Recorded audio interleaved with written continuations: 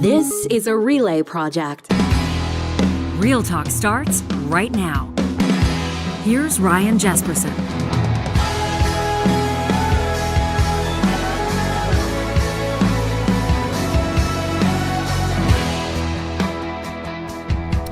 Do you consider yourself middle class? Do you consider yourself in the 1%? Do you consider yourself to be low income, barely scraping by? Where do you put yourself on the spectrum in comparing yourself to your fellow Canadians? Where do you figure you land? How wealthy do you feel? John, politicians are always talking about the middle class. They're aiming at the middle class. They're targeting the middle class. They're trying to get the votes of the middle class. Sure. Because the majority of people, you would think, probably land in the middle class. Yes. Do you consider yourself to be middle class? Yeah. Lower middle class. Lower middle class. I mean, I'm not paycheck to paycheck, but I'm not secure in any way. You know what? I'm down here a bit. Most Canadians would consider themselves to be less wealthy than in comparison to their fellow Canadians. Sure. And we thought this would be an interesting exercise. There's a group out of the Maritimes called Narrative Research, and they've done some polling on how Canadians feel. I don't know if it was prompted by Maclean's. Mm-hmm. We're going to get into it with Margaret Chapman in just a second.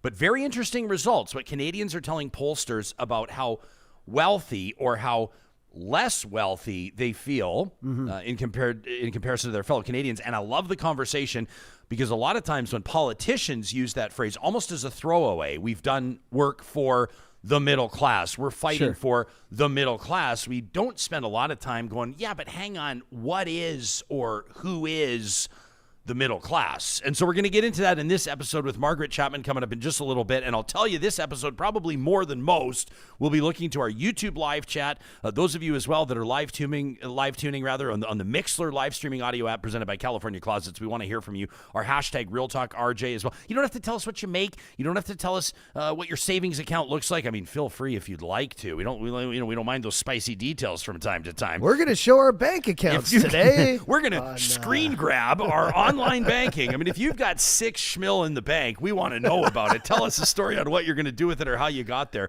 But in all seriousness, where or how do you perceive yourself? That's coming up in 30 seconds. Before we get there, if bottom line is important to you, in particular earning potential, and you feel like your earning potential's been capped, maybe it's time for a change of pace. Maybe it's time for a change of career. Maybe it's time for you to check out Relo. That's Alberta's top real estate school. You'll find them online at relo.ca, R-E-L-O. That's where your best career starts. People love careers in real estate because obviously you're working for yourself. You're working your own hours. It's not easy work. You work hard, but you're helping people buy their dream house. You're helping people downsize. You're helping people put themselves into the situation they've always envisioned. You can check out the 7 steps to get licensed and how Relo's experts will help you get there on their website. And don't forget, because you're hearing about this or seeing it on Real Talk, the promo code exclusively for you, Ryan100, will knock $100 off the Alberta commercial or residential real estate bundles. That's Ryan100, the promo code you want to use when you get started at relo.ca. I like Plain Power's comment already in the chat. We've already got combo on this. Yeah. What are they saying? It's just a good question, and I think it kind of sets you up for maybe thinking about where you sit in the middle class or the lower class. Like, how many weeks could you go without a paycheck? That's a great question. Yeah. And that's how I think a lot of people perceive it is like, if you were to be fired with cause right now. Yeah. Or if you work for yourself, and I always say this, I talk about this when I'm talking about complete care restoration. I always throw in the heaven forbid, because we say if disaster strikes, heaven forbid. Yeah. If you work for yourself and heaven forbid you were to sustain an injury or something were to happen, pandemic again, maybe you don't have the proper insurance, like maybe there was a curveball thrown your way. What would you do about it? And how long could you last? I like Plain Powers because a lot of people know it's pretty simple math. You look at what you have in your checking account, your savings account. You know you don't want to pull from your RSPs. How long could you go and cover your bills until you'd have to figure something out, right? Jillian, meantime, we can feel her pain. She says she just bought Disney tickets, and so she's broke. Oh, you're done. Probably some people in the chat today your that went to life the Oilers savings game gone. against the Dallas Stars that are feeling a little broken, more ways than one, broken hearts. But we won't go there. Why don't we get to Margaret Chapman? Been looking forward to this conversation with her. She's COO and partner at Narrative Research, a national market research firm based in Halifax. Margaret's a certified analytics and insights professional, also co-chair of the AI Ethical Guidelines and Public Policy Advocacy Subcommittee for the Canadian Research Insights Council. I love it. Margaret, we've established you're way smarter than both of us. Welcome to the show. It's nice to see your face.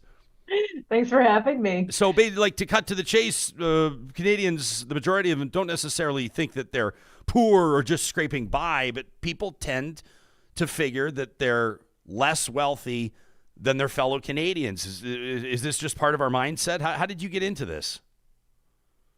Well, it's part of what we've been looking at all year as inflation's been going up and, now it's starting to wane. But as cost of living really has been increasing and it's really been on people's minds, especially with grocery costs, we've been looking at different ways of trying to understand what people are going through. And we thought a kind of good baseline comparison would be to understand how people felt compared to others. Like, do you feel like you're less wealthy, like everybody else is getting on better than you? Or not. And we also kind of wanted to understand what would the signs of wealth be. And one of the ones we came up with was like, if you're wealthy, you don't even have to look at the price of groceries, you just put them in your cart. So we were trying to take a whole bunch of data points really to understand what people were going through. And ultimately, just as you were saying, we found out that there's this contrast between how people are feeling about their wealth and their actual incomes. And most people don't feel wealthier than others. In fact, they feel either less wealthy, which is most people, or as wealthy as the average. Only 14% said they feel above that wealth. Wow, just over 1 in 10. Is this like that tale as old as time, keeping up with the Joneses, where we don't know other people's financial situation? All we see is they've got the new Escalade parked outside pulling a boat, and they're on their way to the cabin every weekend, and we see what they do for work, and we're trying to figure out exactly how they're pulling it off, but we don't know the details, right? It's true. I don't know how people are gauging what the average is, but to me, the fact that so many people feel less wealthy than the average is an indicator that when they're doing their daily stuff, they're buying groceries, when they're filling up the gas tank, et cetera, like all those things, when you have to shell out money, it feels expensive.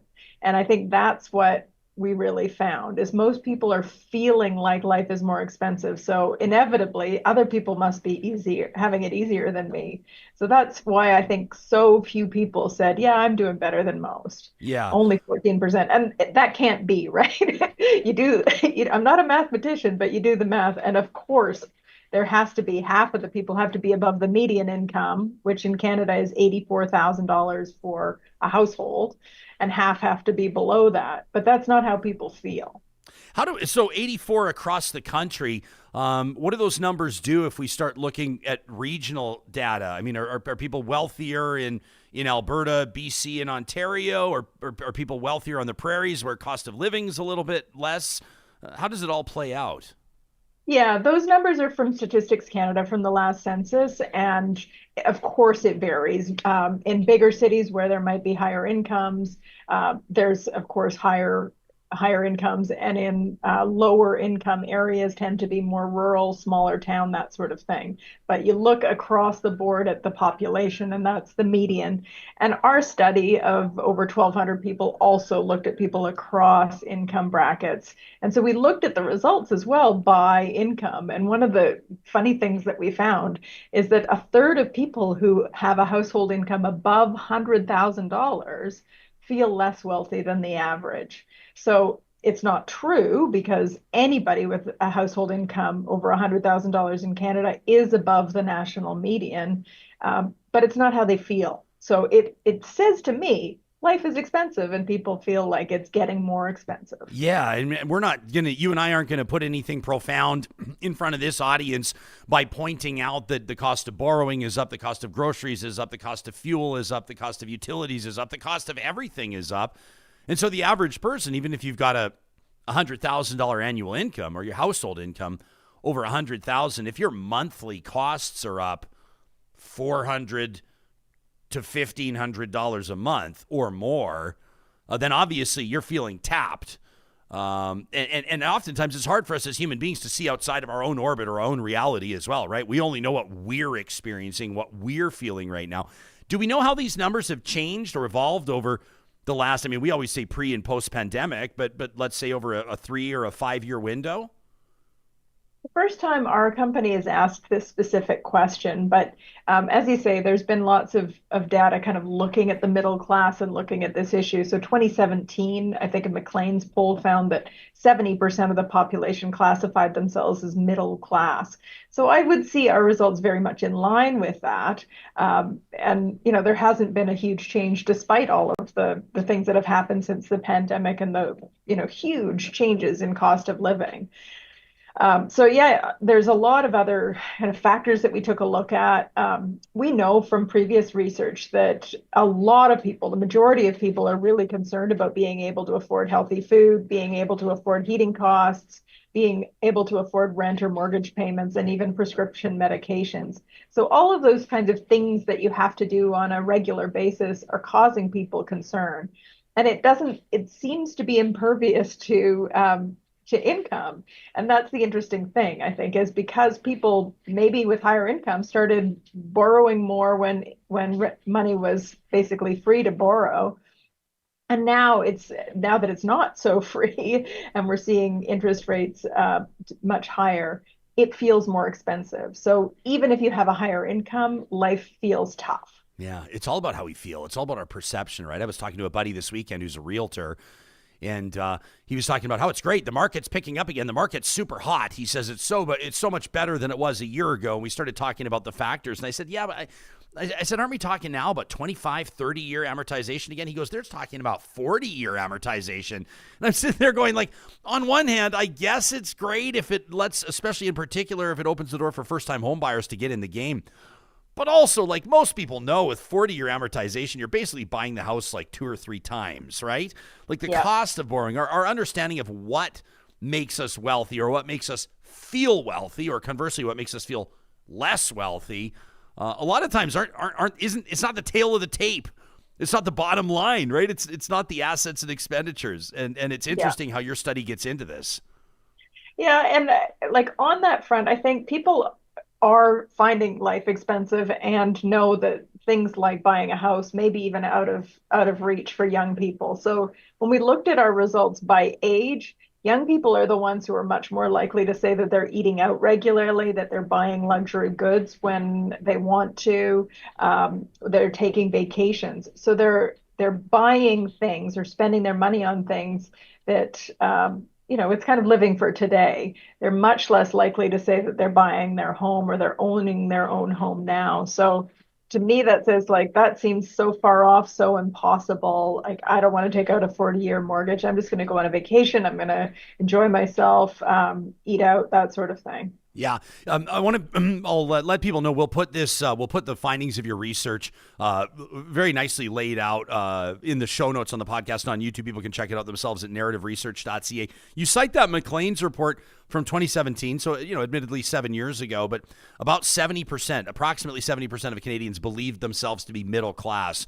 And I've asked the Prime Minister this before at a previous interview. As a matter of fact, I said, because nobody talks about the middle class more than Justin Trudeau, at least maybe not until recently. Now Pierre Poilievre's talking about the middle class a lot, which makes us want to talk about it as well, because people wonder, who is the middle class? About 70% of Canadians 7 years ago thought that they were middle class. Do you get the sense that that number's about the same today? I'd say it's at least that, if not higher. If you look at our results and you include the people who feel equally wealthy and less wealthy than the average, I would say that all of those people probably would classify themselves as middle class. So that's probably upwards of about 85% of the population.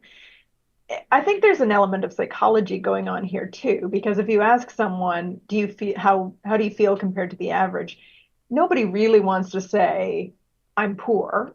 And no one really wants to say I'm rich. So I think our kind of Canadian mentality might be to say, oh yeah, I'm about average or maybe a little under average, right? I'm not struggling. Just like your producer said at the beginning, I'm not living paycheck to paycheck, but I'm not like floating in cash, right? Yeah. So I think there's that kind of mentality as well, as we want to kind of fit in, probably not say we're doing terribly and probably not say we're doing really, really well.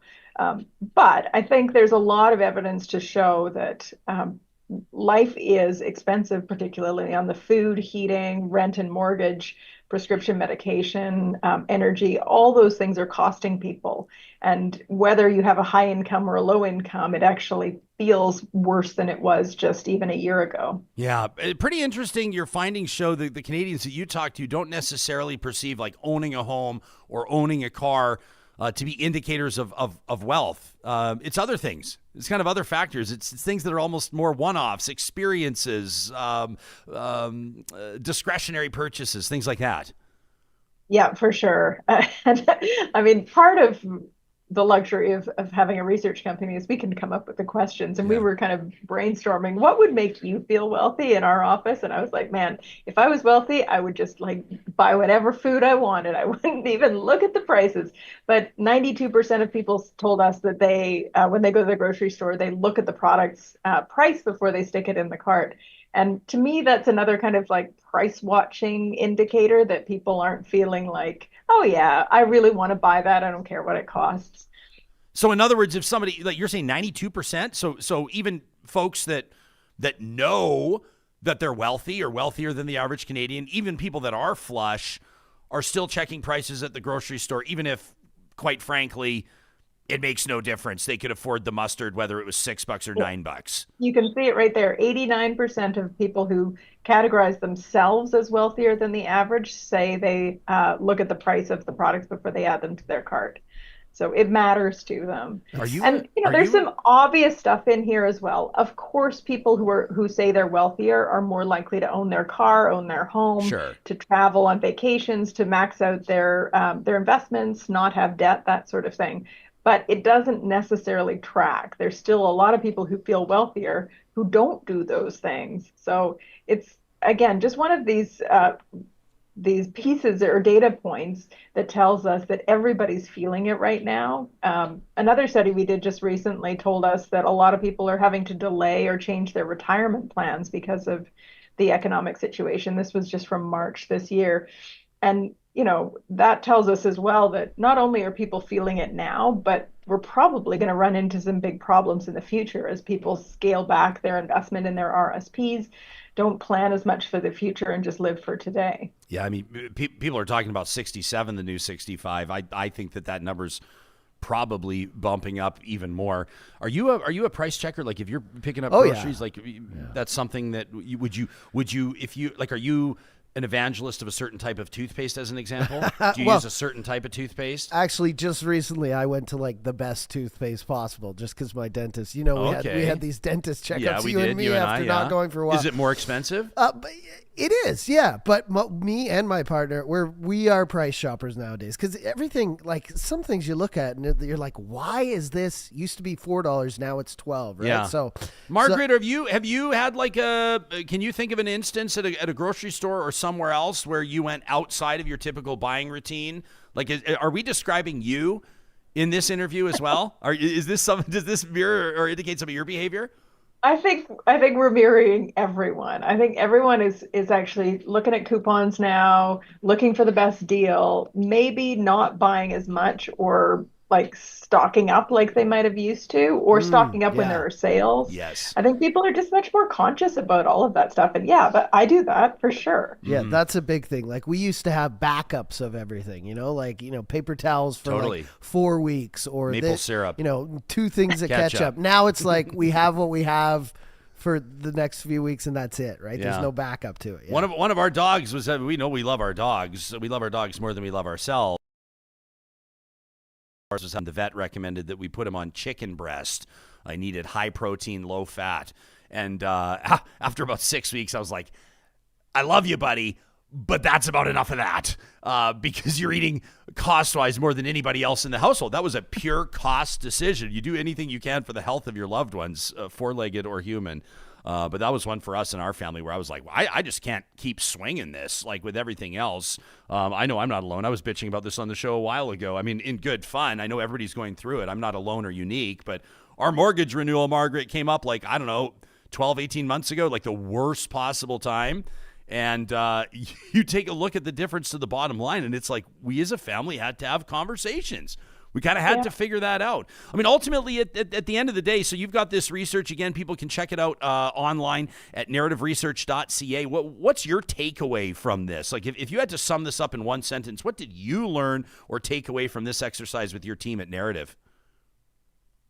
I think we're all in the same boat. Even if the boats are different, everybody is feeling the cost of living right now. Everybody nearly is concerned about what's going to happen with pricing and is worried about what might happen in the future. So, like, am I going to be able to afford my new mortgage when I have to renew? Am I going to be able to continue to buy healthy food for my family? So I think that it's a perverse sense of togetherness, but I think the whole country is experiencing some real concerns right now. And, people are coping with that in various ways, but I think there's a lot going on that's very real. Yeah, no kidding. I'm keeping an eye on our YouTube live chat. People are telling us what they're doing. Like, I love this one from Tracy, who said basically putting a wants versus needs list together is important. That's what's helped their family, right? I mean, that can be subjective for sure. Justin says his wife and I got their property tax assessment for this year. Said between tax increases, property value monthly payment went up 23%. Whew. Jeez. That just kind of feels normal these days, but I know for a lot of people, that's just wild. And then people are just defining, like Alberta Girl says, I don't know how people are buying groceries. We have our own beef. We buy a whole hog. I think that's really smart. A lot of people, maybe not a lot, but people do that and swear by it. Alberta Girl says veggies are and always have been the highest part of my grocery bill. I think it was Kimberly. I saw somebody else say with a plant-based diet that it costs them more to eat across the board. Have you found that? Like, just no, not really. Really? I mean, no, not for us. I mean, the prices of everything have gone up, so I think but like when we're eating meat or as much like we do. I think it kind of evens out. But man, I go by that meat aisle too and look at like 6 chicken breasts, and I'm like, man, 5 years ago, this was like half the price. Oh, half. It's ridiculous. Kathy is absolutely right in our chat. Says people don't look at how much extra they're paying for the cost of borrowing. They're just looking at month-to-month expenses. I'm not trying to rip people or like whatever, judge people, do what you got to do. But I hear of people that are taking basically mortgages out on trailers. Like people are paying off holiday trailers over 25 years because it makes it affordable. I just can't imagine you're still paying $190 or $230 a month or whatever it is for a 25-year-old trailer. It just feels like people aren't. But we want the now. We want, our kids are 7 for them to be able to have the memory of the holiday trailer every summer. It's like we don't even care about the implications 12 years later, right? It's just, I don't know. I'm not in a position to talk about smart or obtuse financial decisions because I'm more in the latter, to be honest with you. I'm really bad with money, Margaret. I'm a more now think about it later guy. I have no problem admitting that.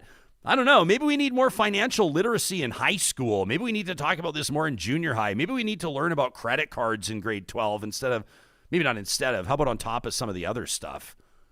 Yeah, I think it's important because sometimes people just don't understand compound interest and that sort of thing, what they're getting into with a mortgage. And, then when the rates change, I think that's why a lot of people are really concerned right now, too. If they were on a variable rate mortgage, yikes, right? Wouldn't it be great if you could buy, like, you see that snowboard jacket you've really wanted and you put it on your credit card, and at the end of the day, when you finally pay it off, if Visa could let you know what you actually paid for that snowboard jacket? I wonder how many of us would still be shopping. Hey, Margaret, can you hang tight? You and your team did some amazing research. We're going to be taking on a subject in a couple of weeks, maybe a little bit longer, actually, but we're working on a segment on a panel on kids and cell phones and tablets in school. And I know that you and your team touched on this about 5 months ago. Can I give you 60 seconds to call that up? And can we spend a bit of time looking at that and what you guys found?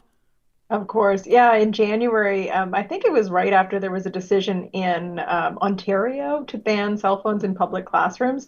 So we asked the whole country whether they would support a ban in public school classrooms of cell phones.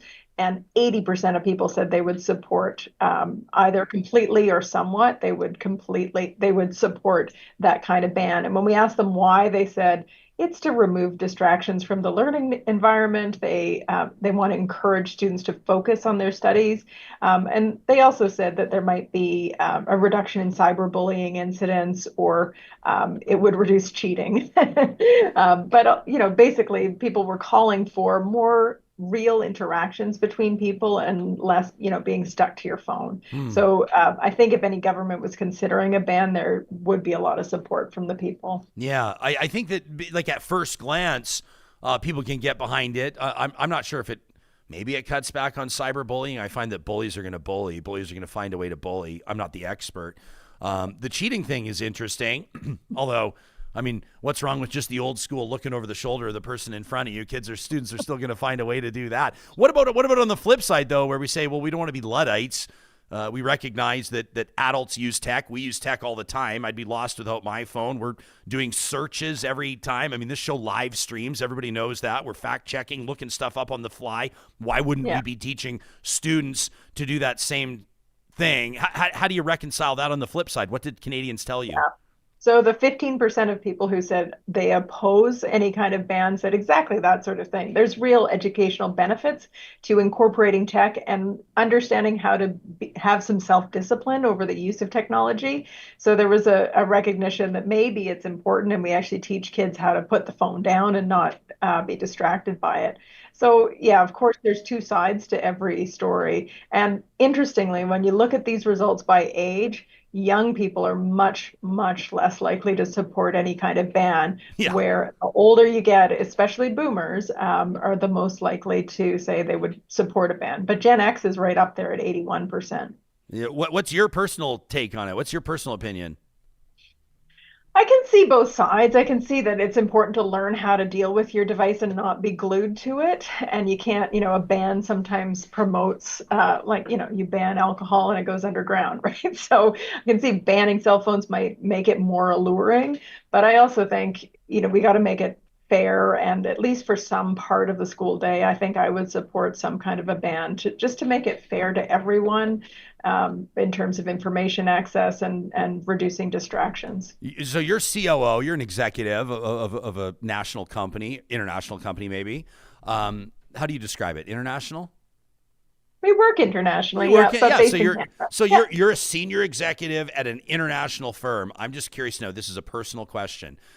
If you and I are meeting for a business lunch, what do you do with your phone during the lunch? It's in my bag. It's in your bag the whole time? Yep.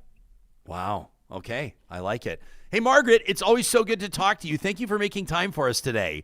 Oh, it's been a pleasure. Thanks for having me on. Yeah, absolutely. That's Margaret Chapman, Chief Operating Officer and Partner at Narrative Research. And we'll put the link to their work into the chat and into the show notes. What do you do? I mean, you and I, for a living. Can I spill on the meeting that we had, the working meeting, the creative session that we had yesterday? Oh yeah. You and I went after yesterday's show to a library, and after our duties and tasks and responsibilities were complete here in the studio, we wanted to have like a creative brainstorming session for some of the cool stuff we've got coming up this summer, and we want Real Talk to always to be more engaging and more cool and reach more people, and so we're doing kind of a brainstorming session. Striving Typically, for that excellence. Helps. We're striving for excellence.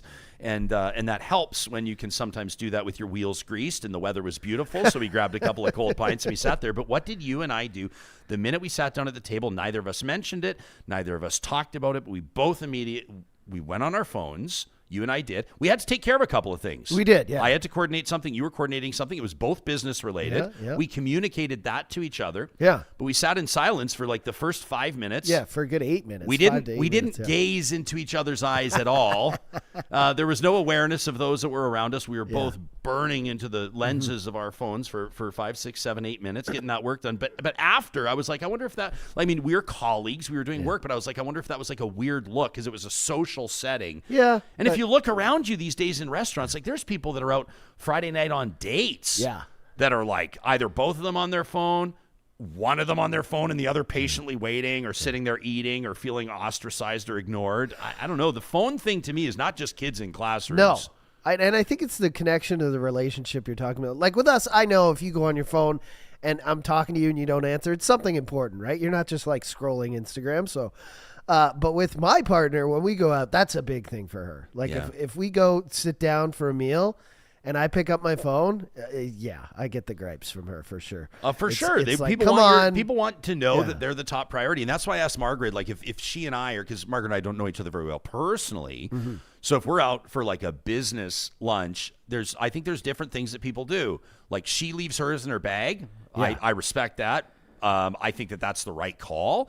There's people that put their phones down, like screen down. That's what I do. That's what I do. Yeah. There's people that put their phone screen up and then they're just getting notifications and the screen's lighting up all the time and they're looking and they're looking and that just to me is like, you need to figure that out. I mean, that screams like, what are you, Forex trading all day or something? Like, but I'm the phone down and then, chat with someone. If you get a moment, they go to the bathroom or something, flip it up. Check your notifications, whatever. But even then, my wife's like, can you just take like 45 minutes and not look at it? And it's true. It's remarkable how like connected we are nowadays, but that connection actually makes us like less connected. I see it every day when I'm on public transit. It's amazing to me sometimes because everyone's looking at their phone and you're on the LRT and randomly you'll go through a tunnel or under a bridge or something and everyone's looking at their phone and then like the internet goes out and you look up for a second and everyone else kind of looks up and looks around and they're like, oh yeah, I'm part of a society. I forgot for a second. And then we come out of the tunnel and everyone's heads back down. Yeah. It's all crazy. Of us. It's like a movie. It's maybe insane. Not all. I mean, there's Peaches right now in the chat. One of the best handles as far as I'm concerned says in my business, if I'm dealing with somebody and they've got their phone accessible the whole time, it's a sign that they're not engaging with me. That is a non-starter, says Peaches. I agree. Says cell phones at dinner is a sign of disrespect. No effing way. I love that. I know this is kind of hoity-toity. But a friend of mine, several friends of mine, members of a particular private golf club in Edmonton, not only, you can't wear hats on the patio. That's one thing. But like you are not allowed to have your phone out on the patio, in the restaurant, or in the lounge of this golf club. They have set the tone. They don't want, and there's all these people. Everybody thinks that they're the most important. Everybody thinks their business is so important. Mm-hmm. I got to take this call. I got to get back to this person. I got to return that email. You think nobody else has things to do? Is nobody else important? Nobody else a big deal? Do they allow cargo shorts at this? I think cargo shorts are frowned upon. They're a big no. But khaki and denim is frowned upon. I was thinking of this just now. Like if I'm at home sitting across from my partner, there's no way I'd have the phone at the kitchen table. But if we're out for dinner, it's like a different vibe. Like I probably would have it there with it down. But I see couples all the time when I'm out and I'm like, they're both on their phones. So I think for some relationships it's an okay thing. Yeah. Or maybe that's just a bad relationship. I don't know. Maybe Acute Awareness has a great point here. Says on transit, for example, if you're engrossed in your phone, then you're less likely to get harassed, which might be it. You're not making eye contact with everybody. Travis says group dinners are super fun with phones. Put them all on the table, and the first person to check their phone buys a round. Yeah, I love that. I've heard people that have their phones up, and the first person to get a phone call pays the tab for the dinner, which I think would be amazing. That's when you got to secretly find a way to get the maitre d' to call your buddy's phone, nice. And he can pick up the whole thing. Lauren wonders whatever happened to a meal and conversation. Like, right? I don't want to feel like that has lost us or that has passed us by. Right? Erica's daughter's middle school put in cell phone restrictions. Says kids are allowed to check their phones for 2 minutes at lunch or recess. Otherwise, it stays in the locker. Erica says, I fully support it. I feel like I would fully support that as well. Mm-hmm. I understand there's some scenarios where, maybe there's going to be like a family emergency or the parent needs to get in touch with the kid, but it feels to me like those are such outliers. Those are such one-offs. You can always call the principal's office. You can call the school. Yeah. Or maybe a special circumstance. I'm thinking of people like maybe I see them with their phones at dinner. Okay, are you a doctor? Are you like, someone who needs to be on call? Maybe that's, an excuse. Another thing that's super strange on the LRT, just bringing it back, the high level, when you come over the high level bridge into downtown, beautiful this time of year, spring, all the colors, the rivers flowing. I was on my phone as we're coming over the bridge and literally I'm watching like a reel of someone going over the bridge, taking like amazing drone footage and then them like going downtown for a drink. And then I look up and I realize I'm on that bridge looking at that view, but I'm looking at it on a little screen on my phone as well. It reminded me like, put your head up. So now of course, every morning when I'm on the LRT, obviously I'm looking at like what we're going to do for the show for the day, but I take time to like kind of people watch, look around. I mean, when you're on the public transit. Like, it's a great view of your city that you don't normally see. You get to people watch, like, people beside you stuck in traffic, all grumpy and all that stuff. You're missing out on life in general, which is way better than any screen you're looking at. Yeah, I want to get to what some of you are doing on the price front as well, and the budget management front. Pretty interesting numbers that most Canadians feel less wealthy than their fellow Canadians. Isn't it interesting that the highest number of people that feel less wealthy are the people earning more than $100,000? I know. It's maybe because strange. you're comparing yourself to your neighbors. I don't know what that is. Plus, we've got amazing emails. Paul just signed up to become a Real Talk patron. Sent us an amazing email on the heels of our candid conversation, a kind of a gut punch, as legendary Canadian sportscaster Darren Dutchyshen. His passing last week. Paul wrote in something really special. Wanted to read that. Some of you responding to what Edmonton's Mayor Amarjeet Sohi had to say on the show. We got a note from Deena as well, who's a senior VP. Deena wrote in on that best business advice episode that we did, the Founders Roundtable, coming up on Friday. So we always want to make sure that we're providing ample opportunity to give you the floor, those emails to talk@ryanjesperson.com. Before we do, I wanted to put a couple of things on your radar at Friesen Brothers. Now, you know from us how much we love going to Friesen Brothers. They're Alberta grown, they're Alberta owned. They're big on quality and family mealtime. Did you know that every Friesen Brothers location offers a seniors discount day? That's 10% off. You can check out their website, friesen.com, for more on that. And because the seniors discount days differ from store to store, right? Some of them will have them like on a Monday. Some of them are on a Tuesday. For example, Drumheller, Hannah, Fairview, theirs are on Tuesday. That's today, obviously. I also want to let you know that every single Friesen Brothers, the first of every month, has 15% off groceries that are $75 or more, the total purchase. That's a big deal. 15% off your total tab. The first of every month at Friesen Brothers. You can learn more online at friesen.com. Our friends at California Closets want to remind you that they are experts in finding custom solutions to organization, to storage, and they can work with your budget. Now, of course, California Closets has done custom work on those big, beautiful developments, folks that have those walk-in closets that seem to extend for days and days. But guess what? If you've got a situation in like a mudroom or a boot room, or maybe you've got a crawl space you need to maximize, California Closets can work with your vision, work with your budget. You can check out more on their website, californiaclosets.ca. We love that email we got from Beverly last week that said that the quote came in way less than what she thought it was going to be. She couldn't even believe that it included a lifetime warranty. It all starts with a free design consultation today at californiaclosets.ca.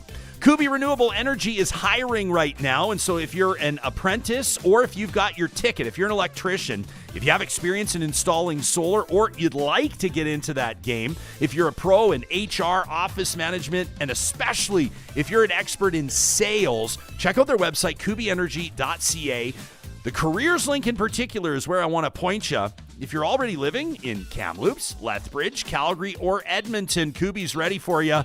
And of course, they're always expanding as well. Western Canada's busiest solar installer is Kubi Renewable Energy.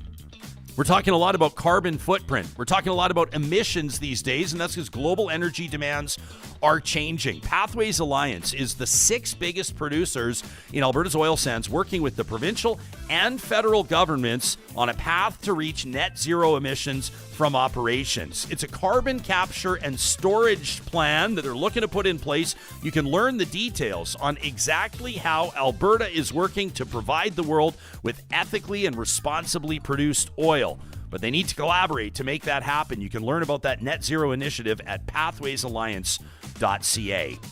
And I gave a shout out to Complete Care Restoration earlier in the show. These are wonderful friends of this show, a family-owned business that's been around for more than a quarter century.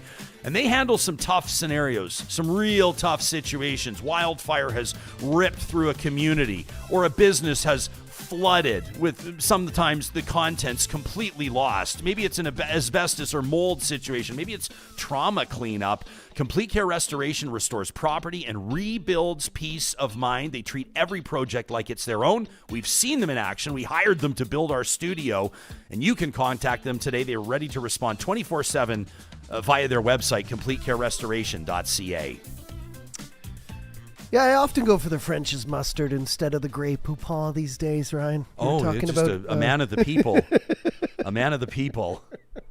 Do you remember that thing that back in the day there was that whole thing about French's mustard, and this is a throwback. I don't remember all the details, but this would have been like deal. 2015, 2016, something like that. And Canadians were talking about, do you buy Canadian? Do you buy French's mustard? I think it was part of a big publicity blitz. And I remember, so I'm like relatively new into this AM radio gig that I was hosting at the time. And we get the Prime Minister in studio, no big deal. And so Justin Trudeau's in there, and I'm like, I'm gonna sling something candid at him. I'm gonna sling a casual question at him first that he's not expecting. Yeah. And so I go, what mustard is in your fridge? Because Canadians were talking about that. What kind of mustard do you buy? I go, what kind of mustard is in the Trudeau's fridge? And I'm not sure if you heard, but this radio station I was working at, there's a few conservatives that listen to it. And our version now, the live chat here on YouTube, that used to be the text line. Sure. Approach with caution, for your own mental health, this text line. Just hot, steaming garbage, this text line. And people were just lost their mind. What did he say? That I would ask. Well, he kind of laughed and shrugged it off. And he doesn't know what kind of mustard is in his fridge. No, he has When's no the last idea. time he opened the fridge? No. He doesn't know. But people were like, this is the question. This is the question. This is all you can think to look. This is all you can. And I'm sitting there going like, no, man, it's insight into the, right? Yeah. Like, what was one of the greatest insights people had, and not in a flattering sense, on Justin Trudeau? You remember when that reporter said, like, what is your family doing to lessen your environmental impact? Yeah. And he started trying to talk about boxed water. Yeah. Do you remember that? And was like stumbling and bumbling. That's when and, you get the good and had a real clips. tough time. Yeah. And I sat there and I thought, watching that news conference, because that was a real disaster for him. Horrible. And it was like, sometimes it's these benign questions. Or like little throwaway questions like, well, what are you doing about it? What did your family do? Yeah, they get you the highlight. And all of a sudden, this politician, the veneer kind of comes down, and then they're being themselves, and they go, right? I expect Trudeau uses a fine, grainy mustard that comes in a very small bottle, but costs a lot of money. Yeah, probably. No, we've got a whole chat about mustard going on. We just love you guys. We absolutely love you guys. Interesting to see what some of you are doing on the finance front, and talking about how you go through the grocery store, says Justin, comparing prices to what they were even a couple of years ago. Feels like you're not in a first world country at times. Says, I can only imagine how bad it is in other places. What about in Nunavut? What about like in Canada's north? You look at grocery prices. I remember seeing like milk up there. Sometimes they're paying like $9, $10 for milk. Absolutely. Don't even think about fresh fruit. I mean, it's just unbelievable, right? A lot of people are going straight to the source, shopping at farmers markets, buying local. I really did like what Alberta Girl was talking about buying that whole hog, or like splitting something with your friends. I wonder if more and more people, I've seen this in our neighborhood, a lot of people are getting rid of the sod, the grass in their front yards. People are putting in planter boxes. People are putting in their own veggie gardens. Yeah. Such a cool thing to do as well if you have kids. Right? They can learn about, there's these community gardens. There's one right near our house. Some people do it just for the aesthetics, and I love what they do, the big towering sunflowers. And then there's a lot of other people as well that are growing their veg through the summer and making dinner, making salads that the kids grew themselves. How incredible, right? We're getting ready to move again right now, but we're going to do the herb garden, because even herbs, you go to buy sage, you go to buy like basil, whatever, like basil, bay leaves. Basil? Is it basil? I love saying it like Basil. that. I knew you would. You knew it was going to drive me Basil. crazy. I'm coming over for gin cocktails with your fresh basil. You know why I called it basil, actually? You 'Cause are the 1%. I met Blue Rodeo when I was younger. I They love used to those come to the guys. old hockey rink in Bowmanville, Ontario, back in the day, and the bass player's name was Basil, and I loved saying his name, Basil. I appreciate this from Lori, who says, Lori, this is very pie in the sky. I don't think it is, Lori. I think your comment is bang on. Well, we'll get to the spirit of it. She says, if you're making more than $100,000 and you're feeling sorry for yourself or less wealthy than others, maybe you need to spend a little time every day practicing gratitude. That from Lori, which is fine. And I get your point, Lori, 100%. I also feel for a lot of people, and I'm probably going to regret saying this out loud because someone's going to clip it when I run for office. Don't Someone's do going to it. clip it. And have you seen the new Bonnie Henry ads, the attack ads in Ontario, where they they got a video of her stepping out of a Maserati going into work, and they're like, "You can't afford Bonnie Henry." It's like, but $100,000 for a lot of people. If you're trying to make it work, and I recognize there's household incomes that are like $40,000, $45,000. You guys are like doing an unbelievable job. A lot of you providing for your kids. They want for nothing. You're making less than $50,000. You bust your hump. I get it. But $100,000 these days, I mean, it's a lot of money, but it's also not. When you look, Johnny, we were talking about like you and your wife. You just mentioned you're going to be moving. You guys were looking for a home that fits you and your animals and gives you enough room. I talked to another friend. She just got an apartment downtown. Now, obviously, she's living in a nice building, but these are Vancouver prices. Yeah. Like I said to her, I said she's in there with her boyfriend, fiance maybe, and I said, do you mind me asking? She goes, yeah, it's 2 bed, 2 bath, 900 square feet, $3,000. Yeah. I'm like, that's a Vancouver price. Some of the houses right now, the rental market's crazy right now. You can charge whatever you want. And a lot of it is like, you know, like even if you get a 2 bed, 2 bath, there's probably someone in a basement suite below you. You're still paying upwards of $2,000, $2,200, $2,500. And this just 2 years ago when I moved back from Kelowna, where I was in an apartment paying like over $2,000, and then got back here. I mean, what I paid now and what we're about to pay, it's alarming. But I mean, that's the market we're in right now. It's absolutely insane. And again, now we're saving, buying a house on the back burner. And why? Because maybe things will get better in a bit, or are they just going to get worse? It's like, I don't know if I see prices dropping, but also honestly, never take money advice from me ever. Calgary mayor, I know a lot of people hated her saying it a few weeks ago, but she said something about to have, you know, to be proud or find some joy in renting forever. Honestly, I see her point. Is it worth it to get in debt with this much, like you were talking about, interest and whatever right now? Or maybe is it cheaper to just rent forever? All I know is that, you know, I'm glad that we bought our house 12 years ago, but I'll tell you, we bought a condo 7 years before that, and we're so underwater on the condo that I wish I would have just rented. I would give the keys to that condo away right now. If somebody just split even? We can't even sell it for what we still owe on the mortgage. It's been cash called. It's a nightmare. It's not always better to buy. And we see the attitudes of younger people now. They're not prioritizing, in particular, vehicle ownership. I wonder how our friends at the car dealerships are going to do, like in 10 or 15 years from now. I'm sure they'll be fine. You and I were kicking around yesterday. I'm sure I was looking on like no, well, I don't know, man. I don't know. I mean, someone's got to sell the cars, I guess. Even autonomous cars will have to be sold somehow or somewhere. But the average person, like the average Canadian family that owns 1.6 vehicles, you know, I don't know that that's going to be a thing anymore. And I was looking at some listings yesterday. I'm not in the market. I was just curious. It's a normal price right now for like, I was looking at Jeep Wranglers. Okay, these aren't like the top of the line. They're pretty cool. $88,000. Yeah. Pickup trucks, $94,000. Yeah. And they're not like, they don't have gold hubcaps. They're just normal pickup trucks. Like what? Who are these people? Who are buying these rigs? Is that cost of like parts and whatever right now? Or is that just like probably the last gasp of like the oil industry because EVs and hybrids and everything are so much more popular now? Yeah. I don't know. Alyssa says, I will say, she says, the house I'm in right now is my last house. When I sell in a few years, I am renting. Home ownership is for the birds. I don't know. And then there's also going to be people that, I don't want to get too personal. You just told us about your own family situation with your grandmother, right? Like, I mean, there are people that bought that now have a ton of equity and it was a great investment decision for them. So grandmother just passed away. They bought a home 45 minutes outside of Toronto, right off the highway in 1999 for $240,000. Yeah. And she passed away a week ago. Rest in peace, Shirley. Our condolences. Yeah, we love you, buddy. And they came in and assessed the home. They said, hey, it's worth $1.4 million, and there's going to be a bidding war to probably go for 1.7. Yeah. Absolutely insane and great for, you know, my grandma and our family, but not great for anyone now who wants to buy a home. Sure, yeah. What if 1.7 is the pay to play, right? Kenzie quoting, "You will own nothing and be happy." Kenzie, I want to place the reference. I don't think it's Shel Silverstein, The Giving Tree. It's not, but I love that reference, Kenzie. And hey, how about that Shel Silverstein book, The Giving Tree? Is that like one of the greatest kids books of all time? People are talking about whether or not $100,000 is rich. Michael says $100K, barely middle class these days. Is it a lot of money? Yeah. But money doesn't go very far compared to 10 years ago. You're 100% right. Let us know what you think on this. Talk at RyanJesperson.com. I recognize we're probably totally missing the point, or we're probably totally missing a perspective, and that's what one of the things that makes this audience so special is I know you'll catch us on that.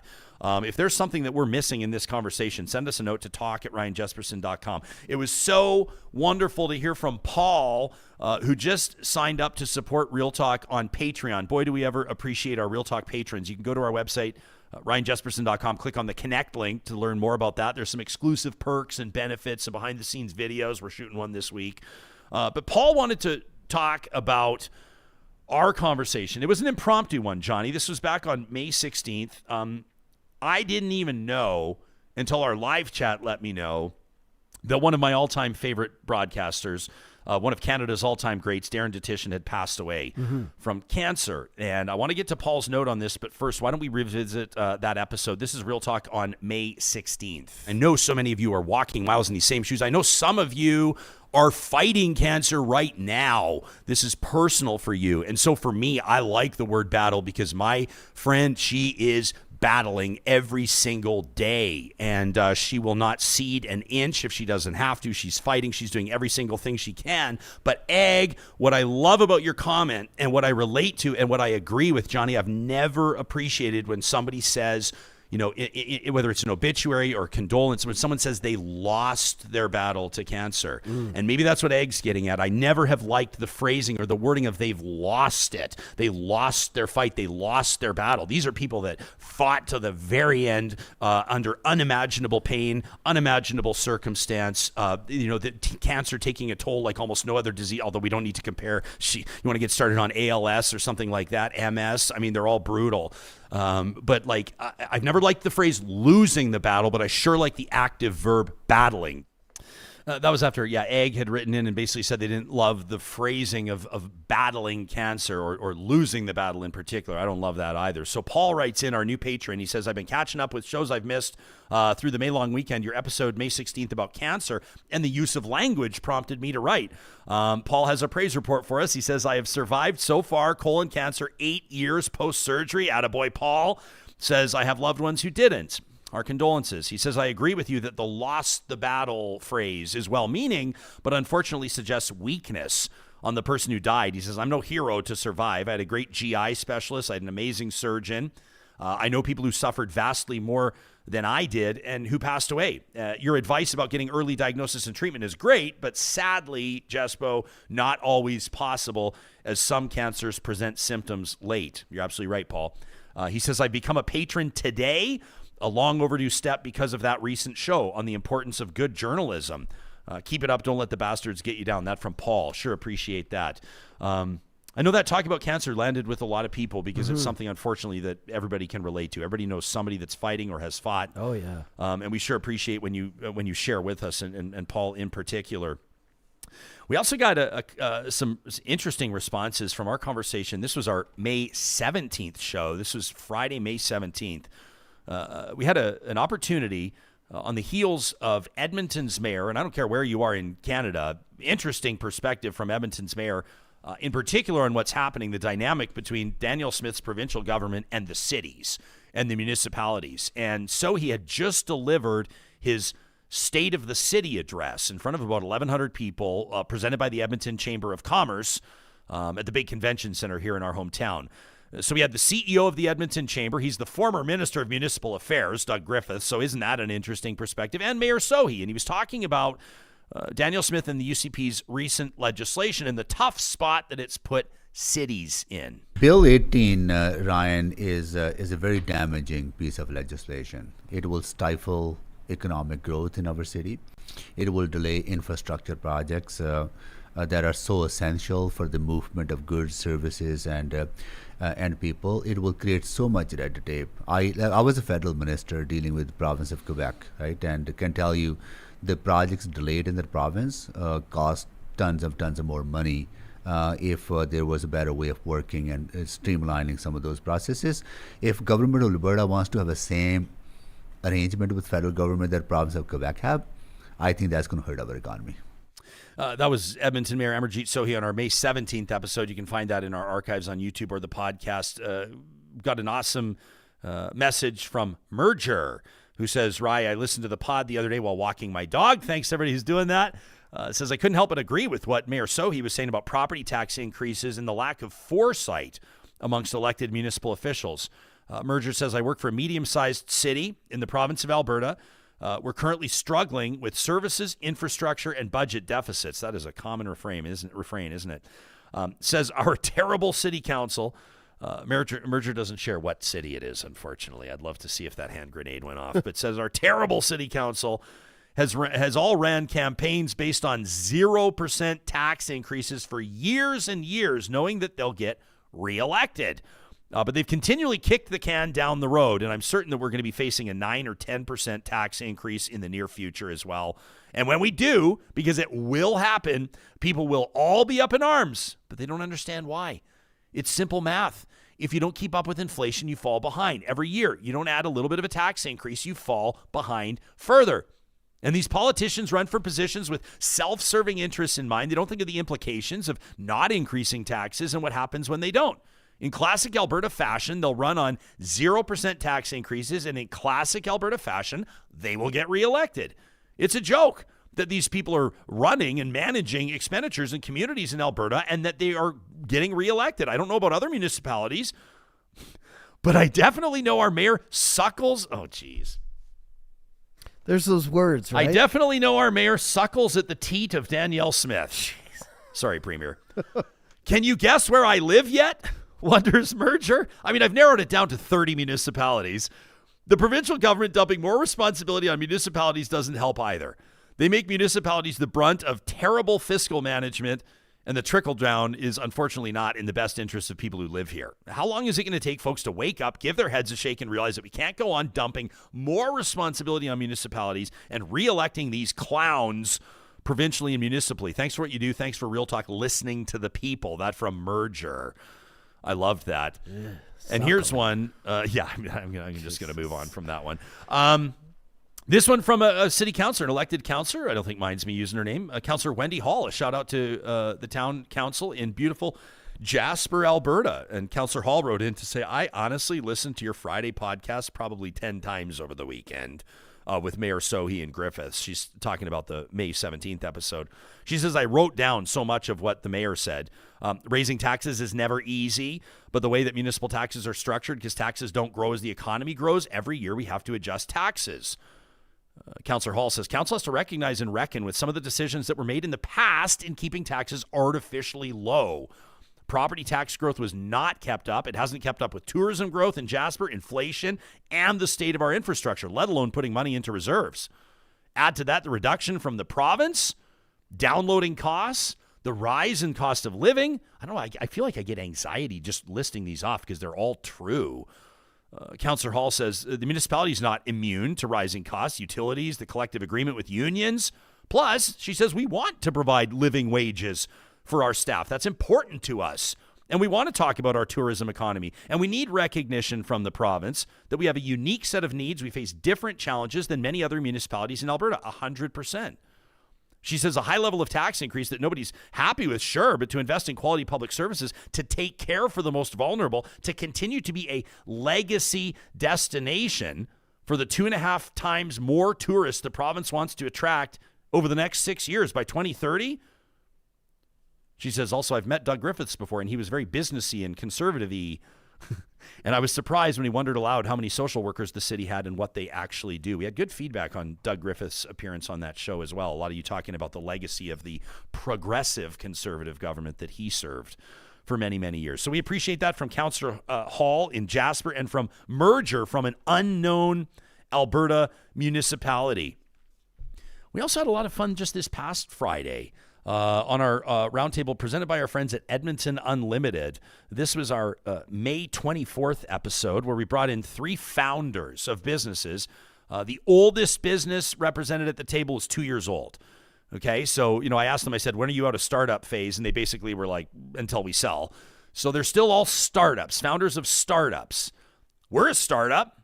And so we all shared our best business advice. We ask, what's the best business advice you've ever received? If you're going to lead a business and lead it successfully, it's important to have a team. He said, only do what only you can do. One of my professors at the university, who's teaching this entrepreneur course, he said, listen, the best thing you can do for your community is to create 5 jobs for people who didn't have them before. And I've never forgotten it. It's only impossible if you believe that it is impossible, right? In the sense that unless you put your mind to it and you believe you can make it happen, it won't happen. Be incredibly careful about the team members you choose, like review their backgrounds, get to know them, and that is ultimately the group that's going to help realize this vision. So they need to have both the same vision and also the same drive. What's the best advice you've ever received? So that was our TikTok post from that conversation with Jolene Ali, who is the CEO of Gummy Nutrition Lab. That was Jean-Bruce Kua, who's the founder of Alev Homes. They're helping post-secondary students, in particular international students, find residential placements. And Sarah Harper, who's the CEO of My Fertility Labs. That's who you heard at the end. We heard from Deena, who's a senior VP. She wrote in from her email, so we know it's legit, but she asked that we not name the company. Fair enough. She says, the best business advice I ever received came from a mentor who had seen it all in the world of entrepreneurship during a particularly challenging time. He told me, in business, the only constant is change, adapt quickly, and stay ahead of trends. This hit home for me when my own business was facing unexpected market shifts. Instead of sticking rigidly to our initial plan, we embraced change, pivoted our strategy, and explored new opportunities. I wonder if that's maybe during COVID. Deena doesn't say. Says, this advice taught me the importance of being adaptable and open to innovation. I started to see challenges not as setbacks, but as chances to evolve and grow. It encouraged me to keep learning. Her next 2 words are ones that we thought about literally having a graffiti artist paint on the wall in here. Stay curious and be resilient in the face of uncertainty. Deena says this mindset shift was pivotal in not only overcoming obstacles, but turning them into stepping stones for success. And thanks to that invaluable advice from a colleague and a mentor, I've been able to navigate the unpredictable business landscape with confidence and agility. I love that from Deena. So shout out to those of you that take the time to sit down and write us these emails. Let us know how our interviews are landing with you. How about Adler yesterday? Did you? I didn't know. I feel like you say that every single Tuesday. Right? Yeah, so Charles Adler joins us the first episode of every week, and of course that means that his most recent appearance here on the show was May 27th, and we talked about Jaskirat Singh Sidhu, and in particular... Have you ever heard him go 180 on... No. Ever, on any opinion he's had? He used to... Like, Adler's kind of done... He's done some... I don't know if I'd say 180s, but he was, if you think of through his career with like... he refines a long-time radio host, and then with Sun News Network and stuff like that, he was like... You can find archive video of Adler just giving it to Justin Trudeau, giving it to him. And I think he's had like a political and personal evolution of sorts. Sure. And I think that, he's surprised some people. He endorsed Rachel Notley in the latest provincial election on New Year's Eve. Remember that? He talked to us about it. But to completely flip. But on an issue, to completely flip. So here's how that played out. So you're going to hear a clip here that Johnny's prepared. First, you're going to hear Adler on December 18th of last year. We're talking about the driver that caused that horrific Humboldt Broncos bus crash. And you'll hear Adler didn't have to think very long how he felt about deporting this guy. The second half of the clip, you're going to hear from Adler in May of this year. And what a dramatic difference. Break the law and you kill our people. I want you the hell out of here. And if there was a way to have him deported sooner, have him serve his sentence in India, I would have been totally fine with that. I don't agree with you. If he was impaired, if there was malice, I would feel different. If it was a shooting spree, if he stabbed people, it doesn't seem like the right move. He didn't go out and intentionally murder people. You had compassion for him, and I had none. I said, all my compassion is reserved for the families. And I was wrong about that. Everyone deserves some compassion within limits. If this fellow had been a serial killer, I absolutely would not have changed my position. And I have a feeling, and I don't want to speak for you, but I have a feeling if he was a serial killer, that you too would have been agreeing with the idea of deportation. Gone, you're out of here. You don't belong in this country. Wish you'd never come here. You're gone. But he's not a serial killer. And he does deserve some compassion. I was not willing to give many. You were, and that's why I defer to you. Cheryl outside leaves a comment in our live chat, says, I love that Adler models emotional maturity. We can change our minds, which I thought was big. You can find that episode, the title of it, Charles Adler Changes His Tune on the Humboldt Driver, on our podcast and on YouTube. I wanted to recognize that a lot of you leave your comments. I mean, a lot of you watch the shows later and leave comments on the show on YouTube, which we appreciate. Cassandra says, this is a man, Mr. Sidhu, that felt immediate remorse for what happened. He's not a criminal. And the trucking company needs to be held more accountable. I know truckers, many of them feel like family, and they've been raising the alarm for a couple of decades on the abysmal training that new drivers receive. And she's 100% right. Meantime, an audience member commented and responded to that, said, I got to disagree. The man is indeed a criminal. I mean, he was arrested, charged, tried, convicted. He wasn't tried, by the way. He pleaded guilty, but still. And he served his sentence. It wasn't a training issue. He was an incompetent driver. Or rather says he was a competent driver. The sad truth is he became complacent while driving, as perhaps the bus driver had as well. I don't know about that. He missed a stop sign, failed to stop. How many other drivers every day blow through stop signs and red lights and are lucky enough to not hit somebody? The reality is he blew a stop sign through negligence, which he has been punished for. He didn't seek out to kill multiple people. The only magnifier is that the vehicle he hit was a bus whose driver also didn't avoid the crash, couldn't have. And that it carried many young people who happened to be involved in our game, which is true. He should be allowed to stay in Canada, says this audience member, be given the second chance to rebuild the lives of himself and his family. Vengeance and racism isn't going to help anybody.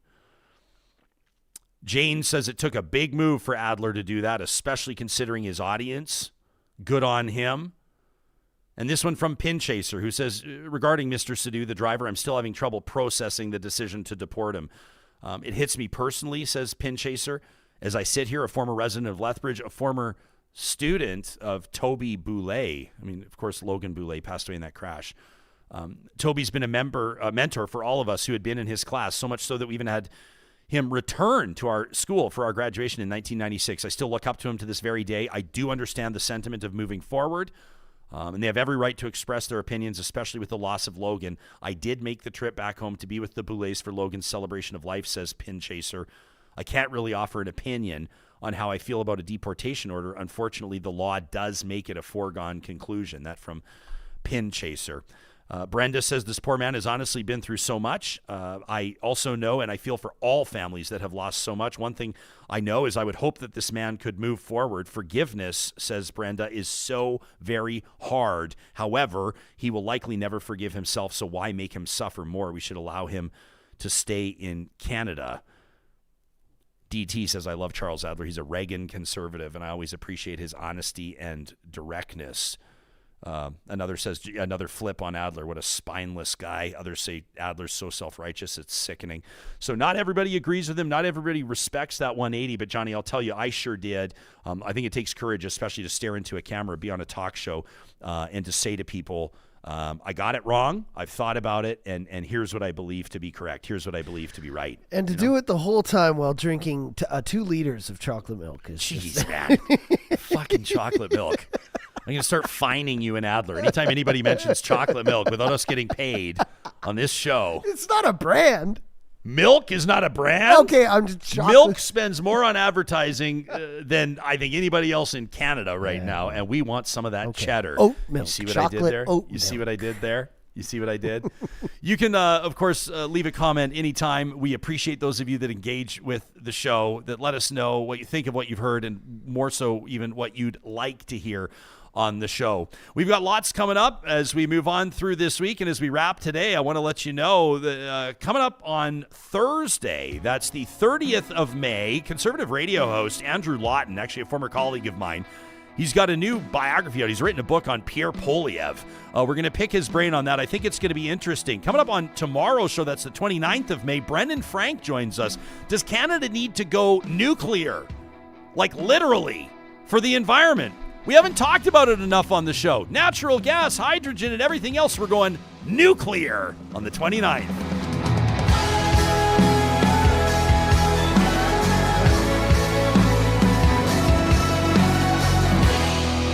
Real Talk is hosted by Ryan Jasperson.